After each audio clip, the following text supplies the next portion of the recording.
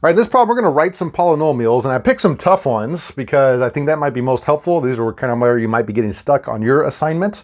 And so it says, write the polynomial given the zeros. And in this one, we have a square root, so that could be a little tricky.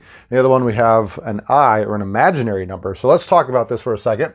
If you think back to what a zero is, at the end of my problem, this is like, it says x equals 2 and x equals the square root of 5. All right, so I think we are all good with that. Now the step before that is going to be the factor. So if I were to move this to the other side of the equal sign, this is going to be x minus 2, right? Currently it's positive. If I move it over, I'll get a factor, so in parentheses, of x minus 2.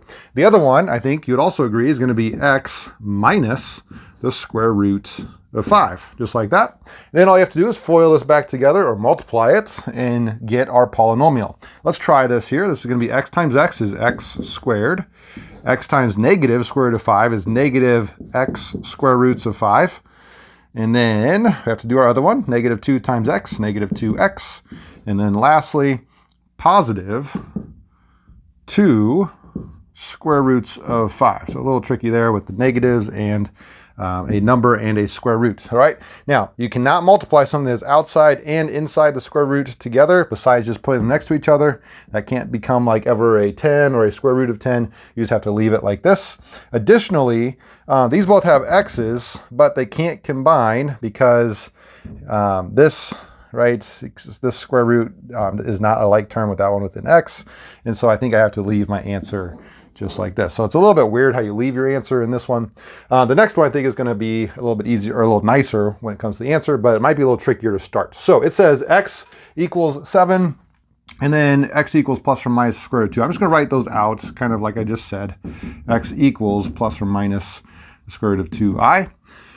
The first part is easy. That's just like my 2, where it was x minus 7 as a factor. However, the hard one here is definitely the one with the I, because if I think, how do I get an I? Well, that's an imaginary that comes from taking a square root with a negative. And we know when I take a square root, we have the plus or minus. And so what I have to do to undo this is square it.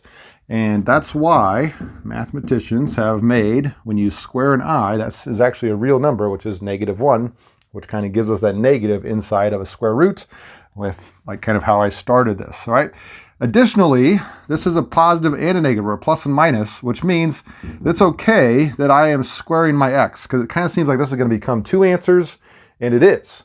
Right, this was 1, 2, 3 with the plus or minus, and so I am going to have a degree 3 polynomial, whereas in this one over here is just a degree 2 because there's only 2 of my solutions. All right, so what I mean by all that is this is now going to be x squared. I'll kind of do it off to the side here. X squared, and then the 2 squared, that's 4.